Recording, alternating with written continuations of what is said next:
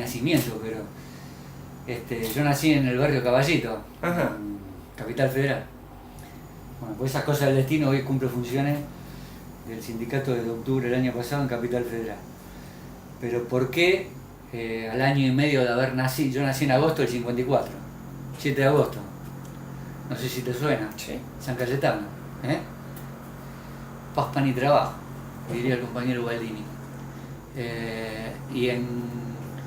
A partir de septiembre del 55, que también te debe sonar, Oye, eh, septiembre del 55, tremendo. la autodenominada Revolución Libertadora trajo como consecuencia inmediata la mudanza de mi padre y mi madre, y yo en ese momento único hijo. Después que la vida y el tiempo me dio 3 hermanos más, mi radicación en Rosario. ¿Y esto por qué? Porque mi padre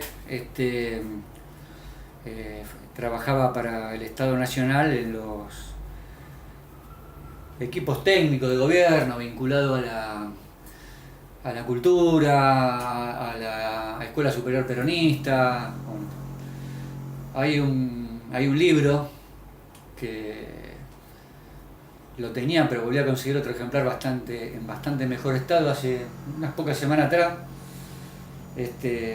a través de este sitio multifacético que es Mercado Libre, que se llama El Libro Negro de la Segunda Tiranía.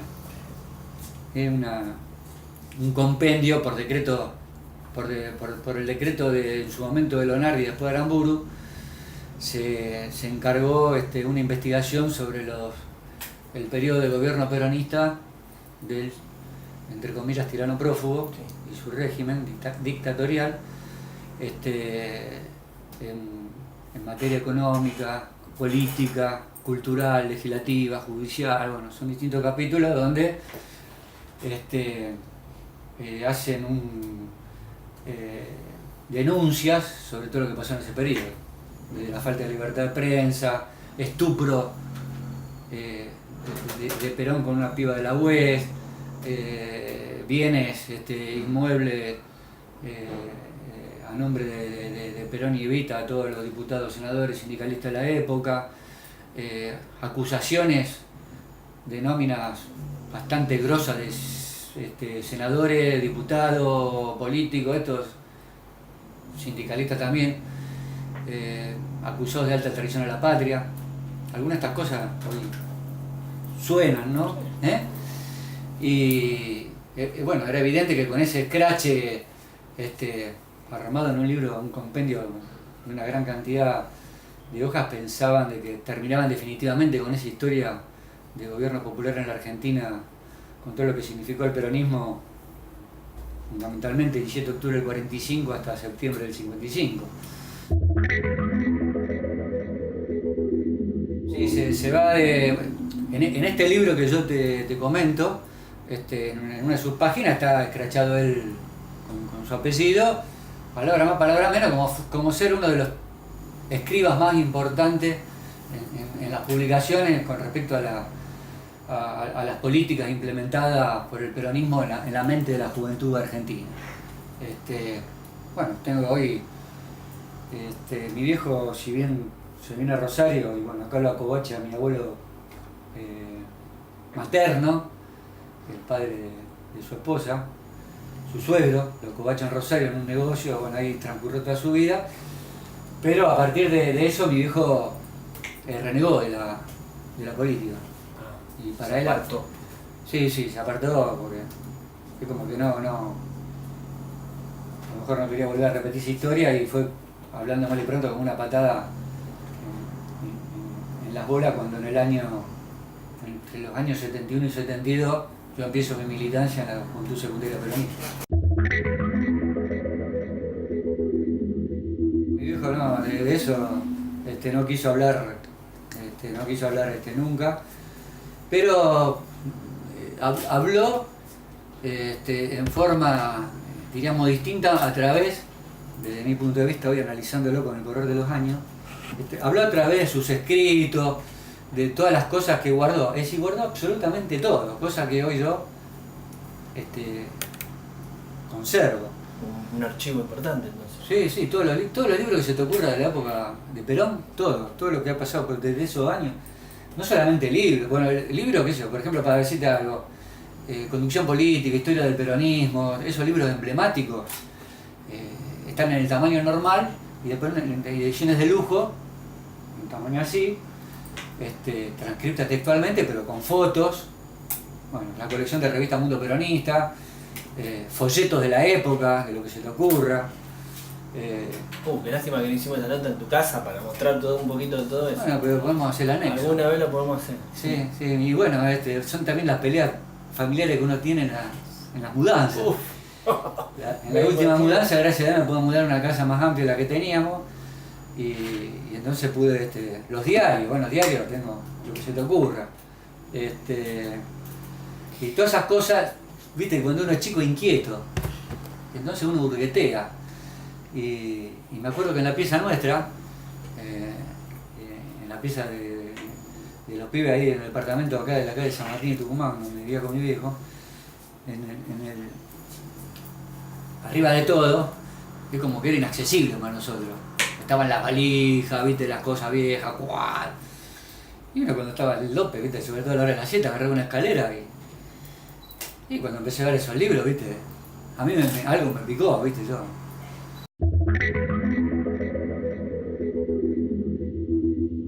Cuando llego a la escuela secundaria, obviamente me dejé seducir por quienes me melonearon desde el peronismo. ¿A dónde hiciste la secundaria? En el Nacional número 1. Empecé en la Dante Alighieri con un resultado desastroso, no era para mí esa escuela. Y en Nacional 1 caíamos, viste, los ex Dante, ex Colegio Inglés, ex Cristo Rey, ex Sagrado Corazón, ex La Salle, viste, ahí caíamos todos. Bueno, ahí me dejé seducir en el meloneo y empecé a militar en el peronismo. Y bueno, me acuerdo que de alguna de esas revistas, cuando había cosas repetidas, recortaba y las pegaba en la carpeta. Y bueno, ahí. Estamos hablando del año. Y 72. Sí, 71. Me dio el 71 y 72, porque ya cuando fue el 72, o puede haber sido principio del 72, porque mi primera noción mi primer bautismo de fuego, diríamos, en la militancia, para mí fue el 17 de noviembre del 72, cuando viajamos en tren la noche anterior viajamos en tren a Buenos Aires y nos acobacharon unos compañeros en un taller mecánico ahí en Villa Lugano, en la adyacencia de Villa Lugano, para poder el 17 a la primera hora de la mañana empezar a transitar el camino caminando hasta Ezeiza, en el primer retorno a Perón. Pero bueno, lo primero que encontramos cuando se abre la puerta del taller fue la represión. Ya nomás a la cuadra había, en ese momento el vehículo utilizado por la Policía Federal era un Falcon, y tenían en los techos los lanzagases. Entonces de ahí apuntaban más o menos a donde estaba la manifestación y empezaban a volar los gases. Y después por cada lugar que uno iba, el ejército, la federal, todo el movimiento de seguridad represivo fue tremendo.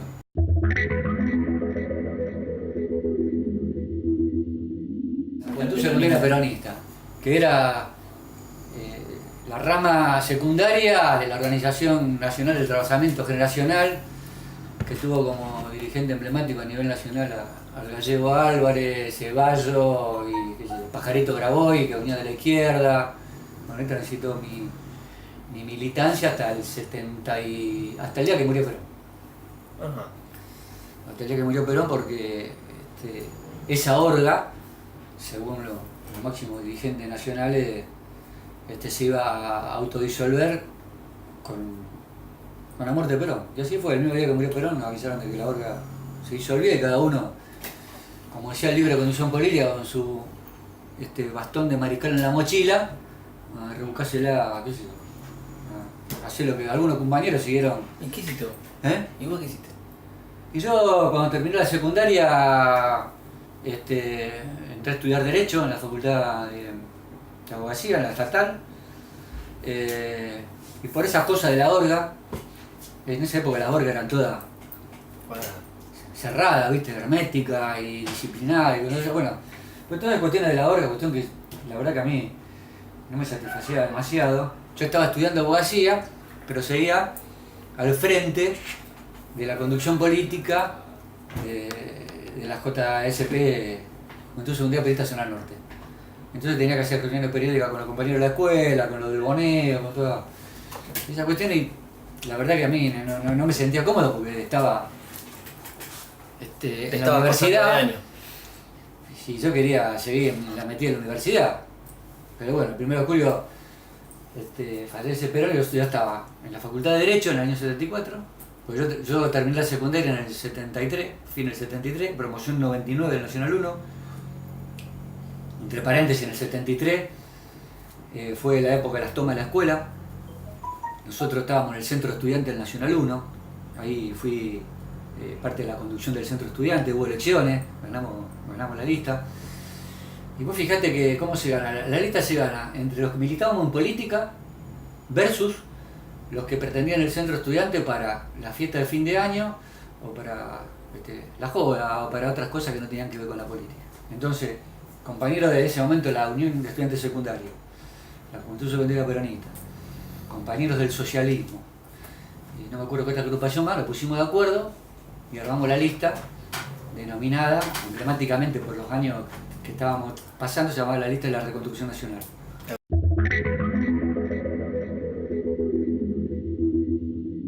Sí, bueno, me voy a acordar porque ya dos de ellos, uno fue muerto y el otro desaparecido. El compañero desaparecido es Eduardo Tonioli, el padre, bueno, el Cabezón, padre del Cabezón, porque vos lo ves, Eduardo, y es el fiel reflejo de su padre. No solamente, qué sé yo, en el rostro de eso, sino en la forma de caminar, expresarse, ¿viste? Es el fiel retrato de su padre. ¿Y otro compañero? Willy Dawson. Willy Dawson es un compañero al que yo tuve más frecuencia cotidiana que con el Cabezón Tonioli. Bueno, Dawson militó en la UES con el Cabezón. Pero más allá de estas cuestiones, vivíamos a media cuadra. Entonces toda la mañana nos íbamos caminando los dos desde Tucumán y San Martín hasta el Nacional 1 por abajo, por la avenida Belgrano, hablando al pedo. Y es un pibe que tal vez en la militancia y en el palo en que decidió militar, no formaba parte de la tipicidad de la época, porque la tipicidad de la época generalmente ¿cuál era? Compañeros de familia clase media que abrazaron la causa del peronismo y de un peronismo más confrontativo, más de izquierda, bueno, que fue de la tendencia revolucionaria hasta Montonero. Y este pibe venía de una familia más humilde, el hijo único, el padre trabajador del correo, y vivían con lo justo menos lo necesario mes a mes. Y esto él lo tomaba como una cuestión que creo que esa cuestión fue el incentivo, su espíritu revolucionario que anidaba en él, venía de esa cuestión no saldada, de la bronca que le generaba que el viejo no le pudiera cambiar los zapatos a las zapatillas a fin de mes. En esa época estaba de moda, qué sé yo, ahora creo que no tanto, la fiesta de 15, ¿viste? Pero como cuando uno caía como invitado, no a la fiesta principal, sino para el brindis después. Bueno, esta fiesta se hacía en el Jockey Club, pero acá en la sede social, en el edificio de Maipú y Coro. Le digo, Willy, tengo una invitación, le digo, para que vayamos a chupetear, a ver algo ahí acá. Pues te espero, me dice. Vamos a entrar al Jockey Club. Pues sé lo que es, una cuba de gorila. Yo sí, sé lo que es eso, le digo, pero vamos, nosotros vamos a un cumpleaños de 15, le digo, vamos a romper la pelota. Y dice, no, dice, ¿qué te que lleva ahí? No, yo con una corbata entramos. Y en pedo, boludo, yo no tengo corbata, ni mi viejo, ni. Yo te consigo uno. Uy, dice, vos sos un hijo de puta. Bueno. Le conseguí la corbata y nos fuimos los dos al Lubito. Estuvimos ahí pelotudeando, no sé qué habremos hecho, habremos comido, morfado y chupado. Y cuando nos vamos, me dice, para, dice que yo, dice, algo voy a hacer acá. Y yo, ¿qué va a hacer, Willy? Me dice, aguantame un segundo. Me di vuelta así y lo veo mirando una maceta.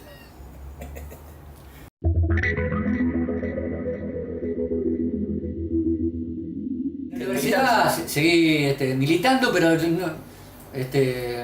no podía comprometerme en la militancia estudiantil porque yo tenía a cargo, ¿viste? El frente secundario.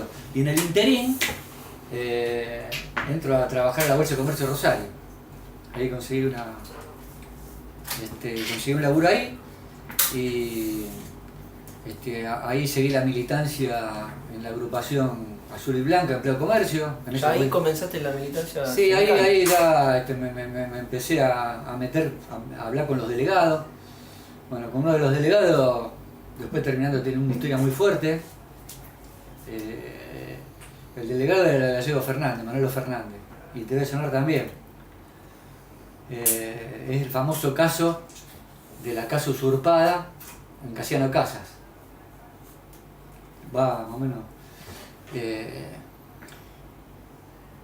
Ahora se me confunde si fue un ejo. En la Bolsa de Comercio en esa época, sobre fin de año, estalló una bomba antes del golpe de Estado, en el laboratorio. El laboratorio de la Bolsa de Comercio volvió a la mierda. Y a este muchacho lo tenían en la mira. Es más, estuvo secuestrado. Estuvo secuestrado unos 15 o 20 días, en forma clandestina. El día que vuelve, justo ese día, él lo largan y lo primero que hace es ir al laburo. Antes de ir a su casa va al laburo. Estaba físicamente irreconocible. Le había estado, como él dijo, con agua y arroz encima de la parilla del agrandado. Fue ahí a hablar con en ese momento el presidente de la Bolsa de la Cabanella, lo trató para el orto. Y después lo terminan, obviamente, cesanteando de la Bolsa de Comercio. Pero la historia aparece con el hijo. Bueno, a los hijos después lo terminé conociendo porque en la época de los 90, cuando movilizamos, se me presentaron. Uno era Manuel, igual que él, que creo que Manuel es chofer de colectivo. Y después hay otro pibe que estaba ligado al Sindicato de Empleo y Comercio. Y no sé si fue una de las hijas, uno de los hijos que estuvo secuestrado en la época de la dictadura. Manolo, también Manolo. Manolo, que era el colectivero. Bueno, no, Sí. Bueno, toda una historia, ¿viste? Bueno, ese fue yo sin conocer nada de su entorno familiar, ni pedo, nada. Era el delegado de la Bolsa, oficial. Me arrimo con él. Y el otro compañero creo que era el negro del delegado. Los dos delegados de la Bolsa. Era una agrupación, tampoco me arrimé de casualidad, eran dos compañeros peronistas, delegados de la Bolsa de Comercio, de la lista Chita, hija Azul y Blanca, me parece que era la lista azul, enfrentada a Scioldi en ese momento que estaba al frente del sindicato. Bueno, con esa gente compartimos alguna experiencia piola, movimiento en las calles de Rosario durante muchos días sobre el horario corrido. La pretensión de los trabajadores mercantiles era el horario corrido, y tuvimos quilombo en el sindicato, asamblea, palazos, quilombo, eso fue durante los años 74-75. Después viene el golpe de Estado, yo sigo en la Bolsa de Comercio y después me voy en una trabajo aventura que terminó para el orto a La Rioja. Estuve viviendo casi un año en Chilecito. Y en el interín se me vencía la prórroga universitaria que yo había presentado para el servicio militar. Claro. Ahora, ¿qué pasa? Cuando viene el golpe de Estado, una de las... Yo la tenía metida 8 materias en Derecho. Cuando viene el golpe de Estado, en la Facultad de Derecho, en la estatal, como tantas otras universidades, lo que suspenden son los cursos regulares. vos tenías que seguir presentándote para rendir libre.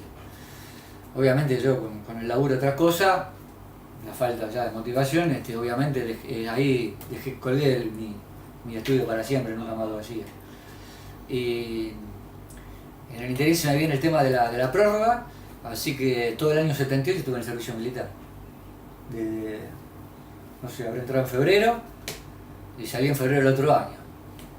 Y salí con una alta provisoria porque me agarró todo, bueno, fue el año del mundial, no tengo el remordimiento, no, porque a lo mejor no la quería hacer en su momento, de poder salir festejar el campeonato porque estaba encerrado en el batallón. Y ahí retomaste y de ahí al toque dentro del banco, en el Banco Santa Fe.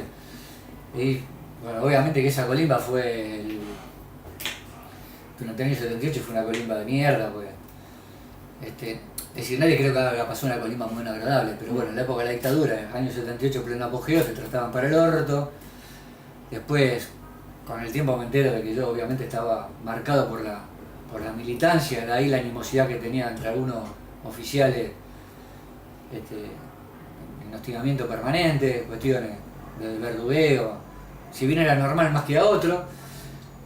También fue el año donde se armó el tema del Bigle, así que ahí durante esos años llamaron a 2 clases más, acuartelada estuvimos a punto de ir a la guerra con los chilenos. Después bueno, se nota que se sacaron la gana con el tema de Malvinas, ¿no? Pero había que tener alguna excusa para seguir proyectándose en el tiempo. Y en el año 78 termino la colimba, creo que en marzo, y el 2 de mayo entro al banco. El 2 de mayo del 79. Y ahí también, al poco tiempo, me encuentro con compañeros de la militancia política de los años 72, 73, 74, ya sea por la escuela, otros del laburo, de la bolsa y otros de la facultad. Y bueno, nos empezamos así a relacionar, hablar con uno, hablar con el otro, y ahí empiezo a mi militancia sindical, la que bueno, tiene la continuidad hasta el día de la fecha. Y bueno, era todo clandestino.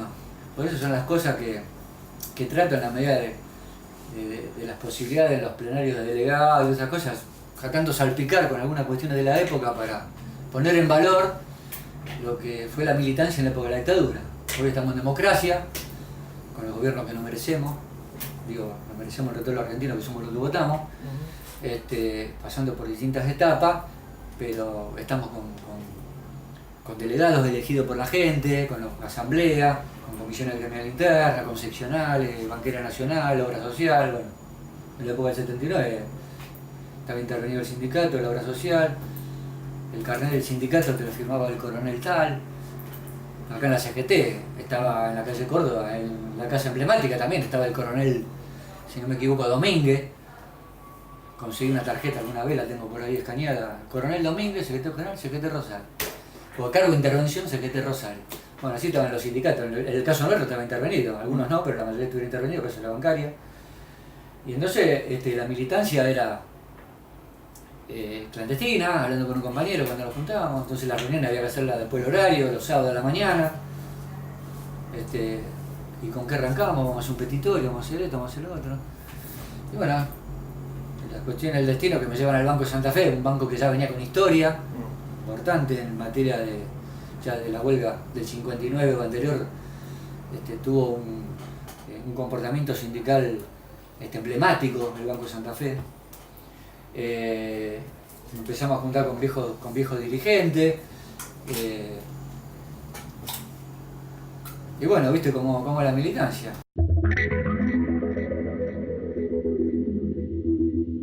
Ninguno de los, esto también siempre lo comparto, sobre todo con los más jóvenes, que ninguno de los que estamos acá, hoy salimos a la calle, que es cientos y cientos de bancarios, pero el cuerpo delegado son 70 compañeros de distintos bancos. Ninguno de los 70 compañeros está por una cuestión mágica. A cada uno de ellos le picó un bichito de algo y eso fue lo que lo motivó a ser delegado del banco, a representar a su compañero. Entonces eso se manifiesta, qué sé yo, en hacer una colecta para el que está más jodido, o a lo mejor en empezar con una colecta para el que cumple los años o se está por casar, para hacer el regalo. Y después esas cuestiones vienen, qué sé yo, que como pasó en el Banco de Santa Fe, como me acuerdo con una inundación emblemática en Empalme Granero, bueno, el compañero que está para hacer la colecta, para juntar la frazada, para juntar la comida. Y solidarios. Esas cosas te van llevando a organizar una comida social una vez al mes con los compañeros. Ya el hecho de juntar al compañero, el hecho de tener la motivación de juntar a tu compañero fuera del ámbito del trabajo, una vez al mes o 2 veces al mes, o para un 1 de mayo, si vos querés que algo emblemático, el Día de los Laburantes, decís, bueno, vamos a hacer un locro. Bueno, esas son las cosas que creo que a cada uno de nosotros se fueron generando cuestiones para que hoy ocupemos los lugares que ocupemos, ¿no? Que de golpe y gracias el Espíritu Santo apareció este, apareció el otro, no, ¿y qué? No queda nadie para hacer legado, elijamos a este que levantó la manito por ahí atrás, ¿no? Me parece que cada uno hizo algo como para poder representar a su compañero, y lo mío no fue algo distinto. A lo mejor lo mío venía, si vos querés, con un valor agregado para la época de haber tenido una militancia política, de joven, de muy chico, de haber entendido, bueno, y de tener una ideología. Eso me parece que ayuda. Si bien tu entorno a lo mejor no es todo peronista, como era el caso mío de que venía de esa militancia, pero sí te da esa militancia secundaria en una organización determinada, como fue en el caso de la mía, como puede ser el otro compañero, te da herramienta, como para decir, tenemos que ir por este camino, tenemos que ir por el otro, y de ser a lo mejor, que yo empecé a ser un referente para un montón de cuestiones, empecé a ser un compañero de consulta, ¿qué te parece que hagamos? ¿Qué tenemos que hacer? Che, viene un paro de esto, viene un paro de lo otro, ¿cómo lo ves vos? Y así creo que se empieza. Y bueno, después en el banco hicimos cosas grosas, de las cuales ahora que estoy en la conducción nacional y a lo mejor que yo manejo otros tiempos,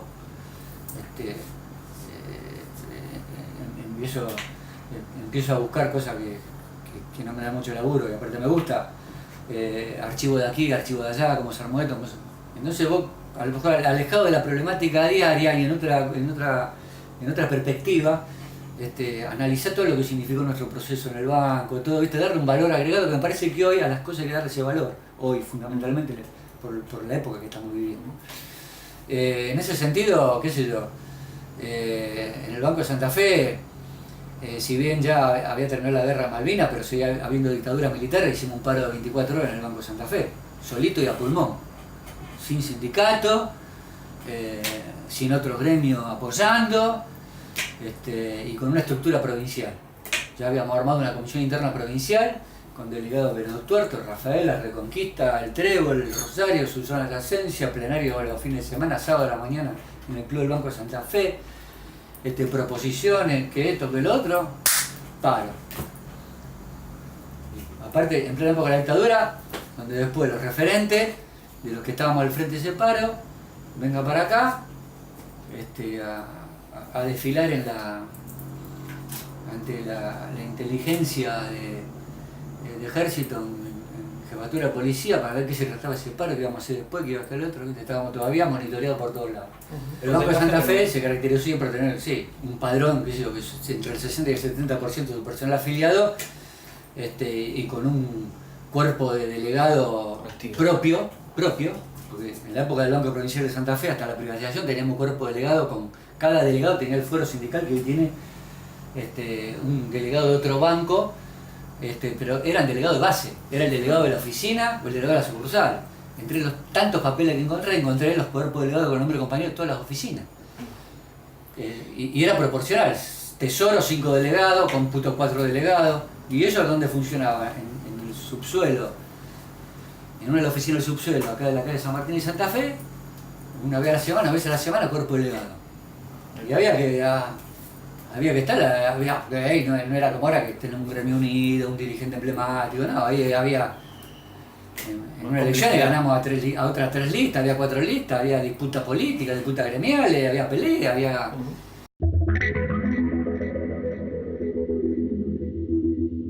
La estatización fue clave, y también fue clave en la unidad que hoy tenemos acá en la seccional.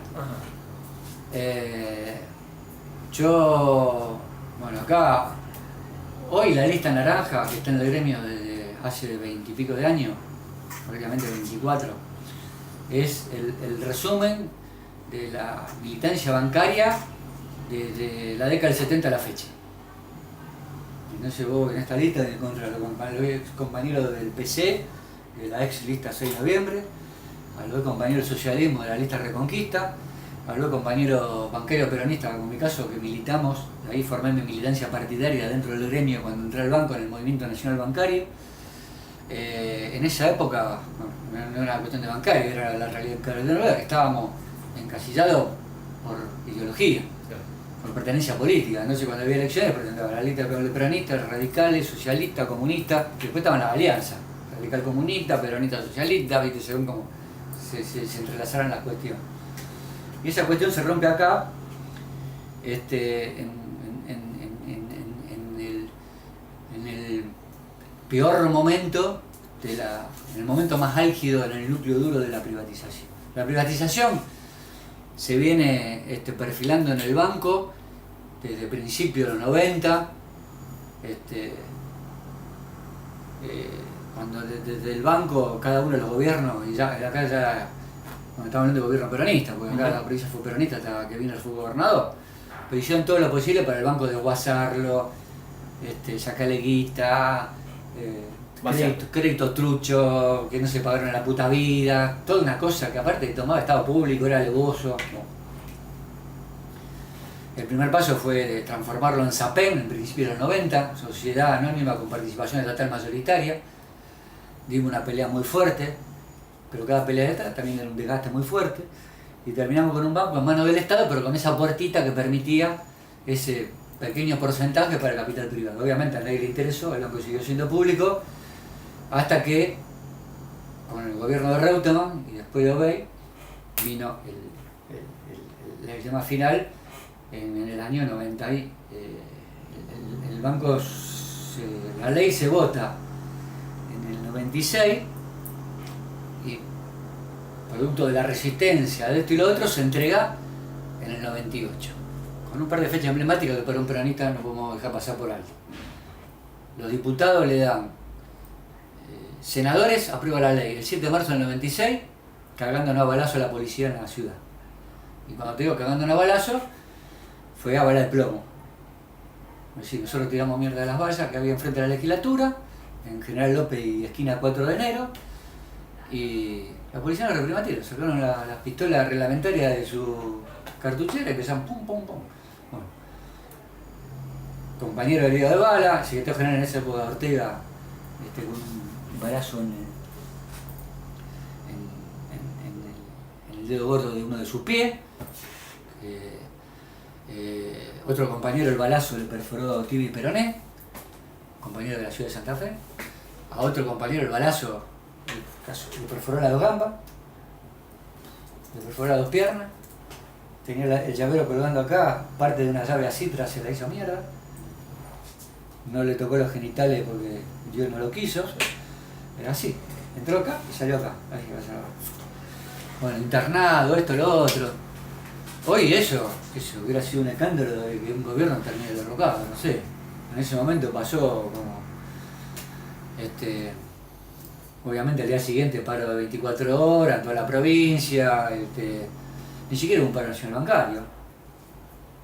Hubo un paro en la provincia de Santa Fe, 24 horas, que lo decidimos en la asamblea en la calle entre los que viajaban. Ahí. Y el Senado, como si nada, esa misma noche votó la ley. Los tipos estaban porque si vos decís, bueno, esta es una artimaña de que la foto, viste, cuando vos querés agrandar la cosa, decís, bueno, me saco la foto con compañero golpeado, estropeado mal por la policía. Porque sí, hubo tipos que se la bancaron, salieron a pelear con la cana, pero quedaron con los ojos así. Bueno, todos ellos salieron todos los días, ahora estaban internados. Estaban en el Cuyen de No Santa Fe, los otros viniendo en la ambulancia a Rosario, en el sanatorio Parque. Así todo, los tipos dijeron, mira, oro nunca. Y votaron la ley. Y votaron la ley, media sanción del Senado. La fecha emblemática, 26 de julio.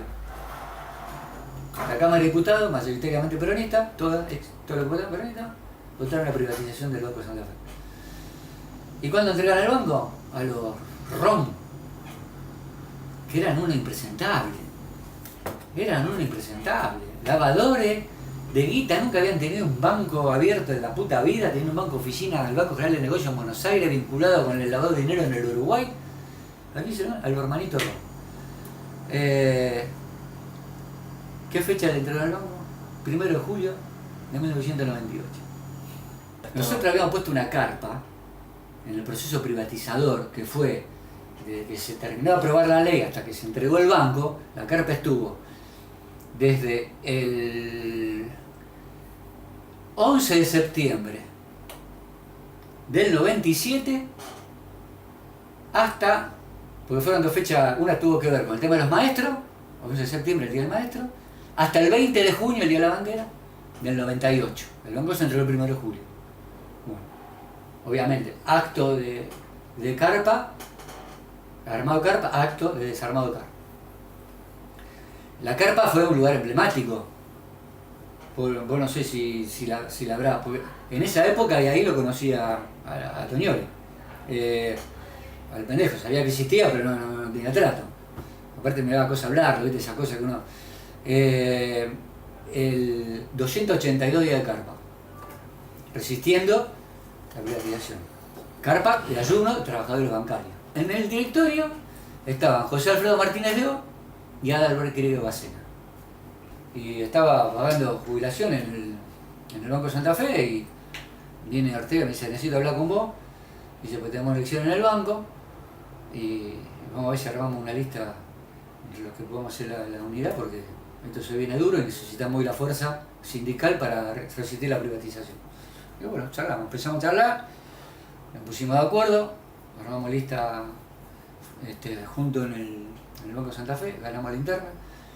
Y después, cuando vienen las elecciones de la bancaria, me incorporo a la lista de la bancaria con otro grupo de compañeros, y con el transcurrir de los años se fueron incorporando a este armado del incipiente lista naranja compañeros que habían transcurrido por distintas presiones sindicales del sindicato, teniendo hoy lo que nosotros hablamos del proyecto naranja. Que realmente que algo no solamente interesante por la cuestión en la que se dio, sino que bueno, que fue importante para resistir más allá del resultado, porque el resultado no fue el esperado, el banco se privatizó, pero cuando se privatiza el banco nosotros dijimos de que no íbamos a entregar la actividad sindical. Entonces entramos a un banco, porque ¿qué pasó? ¿Cuál fue el proceso del banco? Al banco en ese proceso se le dio al personal, en este proceso de privatización se le dio la alternativa de pedir retiro voluntario, o irse a la administración pública, o seguir quedándose en el banco. La mayoría del personal del banco, sobre todo en Santa Fe, capital y en el norte, se fue a la administración pública. Porque en la plena década del 90, donde los bancos se privatizaban, se fusionaban, echaban gente a rolete todos los días, el que iba a la administración pública tenía garantizada la estabilidad de por vida, por el empleo público. Claro. Los que pasamos, los que decidimos ser bancarios, perdíamos la estabilidad propia que teníamos como empleado del banco. Nosotros teníamos estabilidad propia por ser un banco del Estado. Exacto. Sí. Bueno, perdimos la estabilidad propia y pasamos a ser trabajadores bancarios como el resto de los mortales. En esa coyuntura apostamos a seguir fortaleciendo la actividad sindical, y un traspaso generacional espeluznante, porque el banco de un día para el otro incorpora a 1.200 jóvenes en toda la provincia.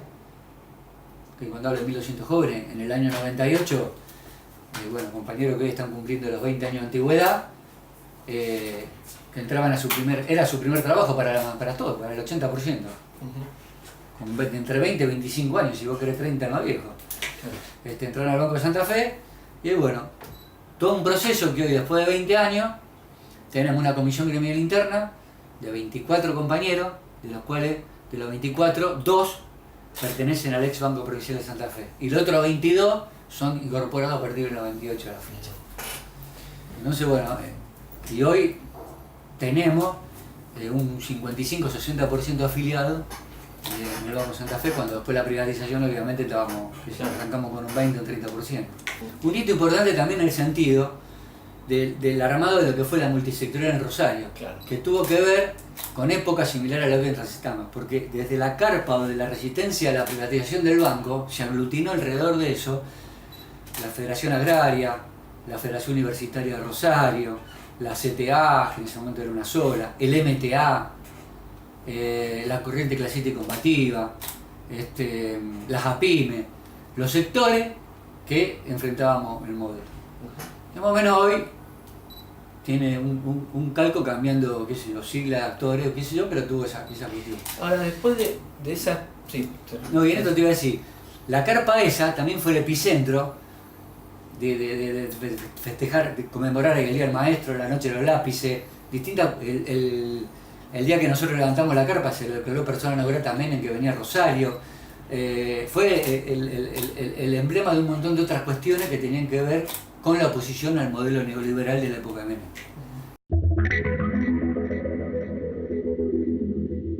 La mayoría de hoy de los trabajadores bancarios son hijos de la democracia y de las paritarias, porque el fenómeno de lo que significa el kirchnerismo no lo entiende, no tiene la dimensión que tiene para un ex militante con hoy 63 años de edad, que es lo que tiene hoy para una persona más joven que entró al banco con la paritaria no servida en bandeja, pero sí aparece en el 2004 con el gobierno de Néstor, porque hasta esa época no existía la paritaria. Los 10 años del menemismo fueron 10 años de congelamiento de salario, porque $1 valía $1, entonces no había aumento de salario, era todo por decreto cuando salía, y si salía, y creo que no salió nunca. Era esa era la discusión en la época de Menem. Lo primero que no me imaginé fue haber vivido una etapa como la del kirchnerismo. Eso fue lo primero que no me imaginé. Yo lo escuchaba hablar en la época del MTA, fue una experiencia interesante. Yo, con otro tanto grupo de compañeros que hoy, Juan Nucci, que falleció hace poquito, en ese momento con los camioneros que había en Rosario, con el gremio de SADOP, con la Federación Gráfica Rosarina, me estoy olvidando de varios seguros, conformamos el MTA Rosario, que era la expresión de lo que significaba el MTA nacional. Y en esa época nosotros nos capacitábamos, el MTA tenía unos cuadros interesantísimos en Buenos Aires, que después esos tipos no tuvieron las cuestiones que tuvieron varios dirigentes nacionales, como que fue el caso del propio Moyano, en cuanto a su posicionamiento con respecto a los últimos 2 años de gobierno. Tiene una línea coherente y eran tipos que venían de experiencia en su juventud de la Secretaría Argentino. ¿Qué sé yo? Marano, uno de los tipos, el otro de la Federación Gráfica, que no me sale el nombre, eran unos tipos con una lucidez intelectual terrible y una coherencia para envidiar, y hoy siguen en la misma línea. Hoy están en la Corriente Federal de los Trabajadores dando vuelta. MTA, kirchnerismo, Corriente Federal de Trabajadores, siguen, viste, así. Y ahí nos capacitábamos, hablando con estos tipos, una vez más a Buenos Aires, y uno de los que en el tema económico que me rompiera la cabeza era Carboneto. No sé si lo sentiste. Sí, ¿Eh? Me acuerdo. Bueno, Carboneto era un personaje, primero porque era porteño, le gustaba hacer el aperitivo con whisky, no con fernet, y tenía esa voz, viste, de porteño, tomador de whisky, fumador, y él te hablaba, tenía la cabeza así rota con la teoría keynesiana, viste, con Keynes. Todos los meses hablaba, se llamaba macrocónsul, un coso así armado, el estudio que él tenía, viste, así, con todas las variables, las proyecciones, que el kirchnerismo es el derrame, que hay que evolucionar con el aumento de salario, con la paritaria, que esto, que lo otro, que con eso vamos a superar. Te hablaba de esa cosa. Fue un tipo que falleció no hace mucho. Después terminó como diputado nacional por el Polo Social, con el padre Farinero, ¿viste? Con el Barra Gutiérrez. Y cuando aparece el gobierno de Néstor y Cristina, el de Néstor, y lo primero que aplica es una política keynesiana. Todo lo que este tipo no había dicho eso era es la realidad, como dice la Marcela, la realidad efectiva. Era la realidad efectiva. La teoría del derrame, la paritaria, que lo otro. ¿Y cómo impone Néstor la paritaria? Por decretazo.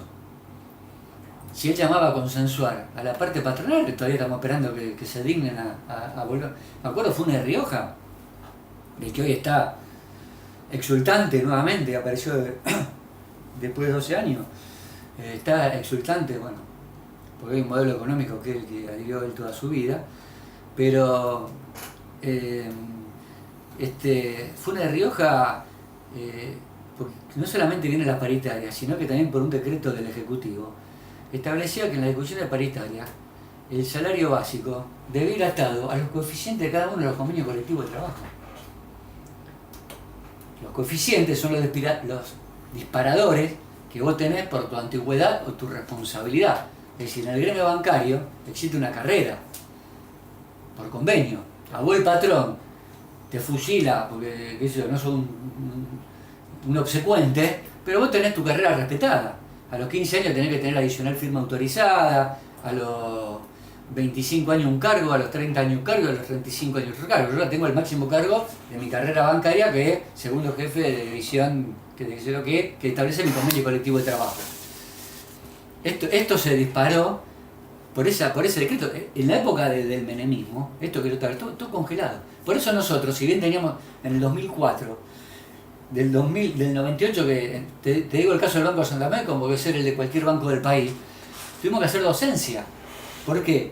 Porque del 98 al 2004, te digo el Banco de Santa Fe, porque los que entraron masivamente en el 98, no tenían la más puta idea de lo que... ¿Y ahora qué es el coeficiente? Teníamos que hacer clases de docencia, de ponerle el convenio arriba a la mesa, decir, no, vos cuánto lo tenés. Entonces íbamos con la tablita a la oficina, no, yo tengo 5 años, entonces tu aumento va a ser 250 pesos por 1.04. Y vos por 1.08. Y vos se empezó a respetar eso que había estado cercenado durante 10 años.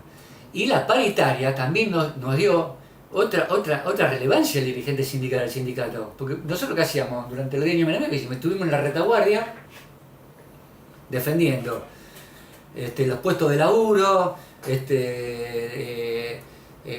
pasamos oponiéndolo con más o menos suerte a lo que fue la reforma laboral, a las condiciones precarias de laburo, a las pasantías, a los tickets canasta, que bueno, fue el famoso tema del intento de Coima Recalde, porque sabes lo de la guita de los millones de pesos que se perdieron.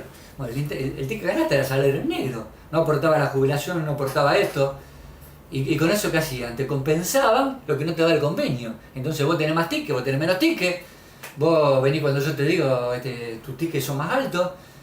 Toda esa cuestión se rompe con el tema de la imposición de la paritaria. Y más allá del fenómeno que trajo Néstor Kirchner con la vorágine militante, y no hablo únicamente del nacional popular del kirchnerismo, sino que también influyó en todos los espacios políticos, porque ¿cuál es el fenómeno del kirchnerismo? Fue poner la política de nuevo como instrumento para resolver los problemas de la gente en contra de las políticas neoliberales del mercado, que es lo que estamos hoy en ese sentido retrocediendo. Entonces eso trajo y nos dio chapa a nosotros para discutir la paritaria. Así como hizo Banquero, creo que la mayoría de los gremios le sacamos el jugo a cada una de las discusiones paritarias en estos años. ¿Por qué? Porque la paritaria para nosotros no es únicamente el aumento de salario, que hoy estamos peleando el 9, pero en estos años que pasaron peleamos, qué sé yo, según la inflación peleamos el 12, el 15, el 19, el 28. Pero no nos quedamos con la paritaria, nos quedamos con los días por paternidad, con jerarquizar que el día del bancario no solamente fuera un feriado, sino que fuera remunerado, y que fuera remunerado de hace 2 años por la grilla salarial, respetar cuestiones que tienen que ver con la salud, con los comités de higiene, como te decía, jerarquizar en forma muy importante lo que cobra cada trabajador que tiene hijos hasta 5 años de edad con la asignación por hijo, no se llama asignación por hijo. Pero todas estas cuestiones las fuimos consiguiendo cada una de las paritarias. Y cada paritaria, más allá de que no esté en el convenio, porque el convenio del año 75 es ley, está homologado por el Ministerio de Trabajo, bueno, son las cuestiones que hay que hacer respetar cotidianamente. Que los trabajadores de los call centers en los bancos dejaran de ser, como en muchos casos pasaba, empleados de comercio, y son bancarios. y que en muchos casos laburaban, el que tiene un call center labura 6 horas en vez de 7 horas y media, pero cobraba el 80% de su salario. Bueno, desde hace 3 años por paritaria cobra el 100% del que labura 7 horas y media, pero labura 6 horas porque tiene el teléfono en un banco. Bueno, todas estas cosas se fueron dando con las paritarias. Y eso a nosotros nos dio un impulso demasiado. Por eso lo primero que valoré y fuertemente como un montón de compañeros fue la etapa del gobierno de Néstor y después de Cristina. Es más, cuando aparecieron estas cosas, la paritaria, apareció todo el aumento, apareció todo lo... Yo le decía a un compañero, bueno, loco, aprovechemos porque esto es la primavera, ¿viste?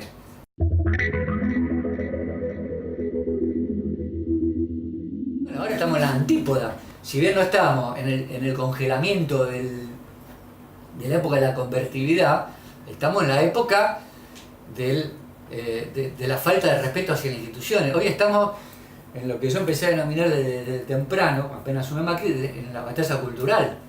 Estos tipos no vienen únicamente para pijotearte un salario o para echar a los supuestos ñoquis del Estado o otras cuestiones que están haciendo. Esto viene a cambiarte el melón con paradigma distinto a lo que hoy tenemos los argentinos.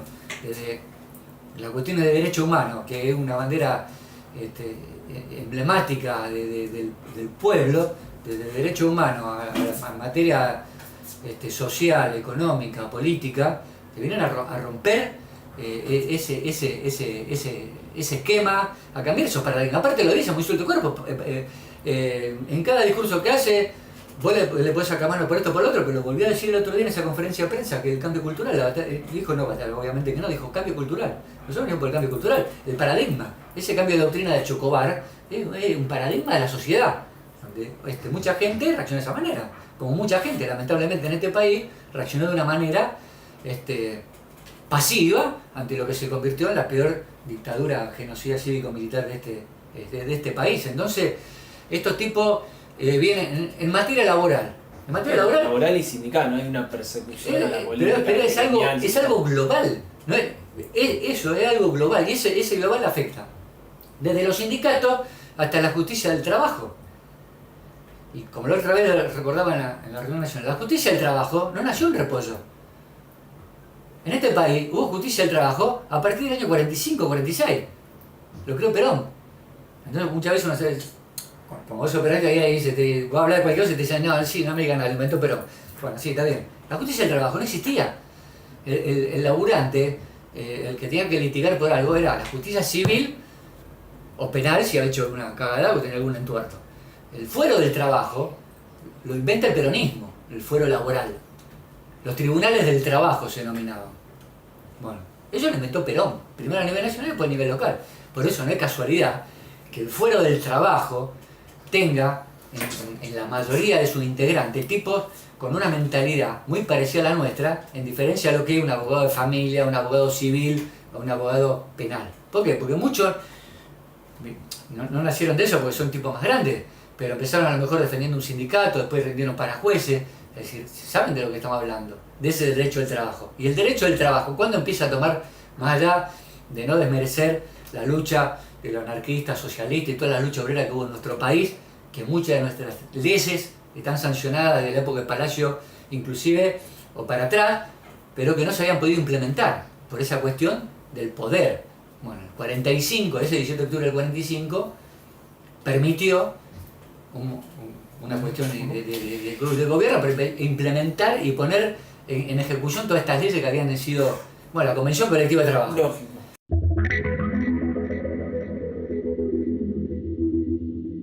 El rol que estamos asumiendo, y el que asumió en su historia el movimiento obrero argentino.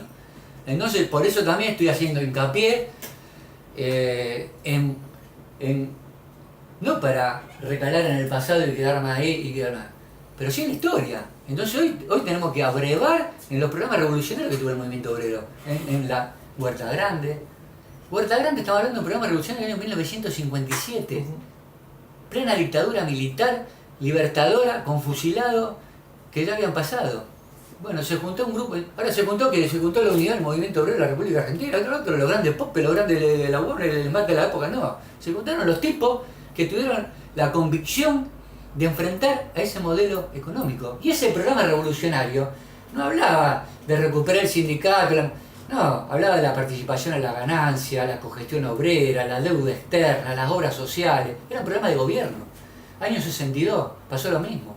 En el 68 la Secretaría Argentino, en la época de la dictadura de Onganía, el manifiesto de ese 1 de mayo del 68, los 26 puntos de Ubaldini.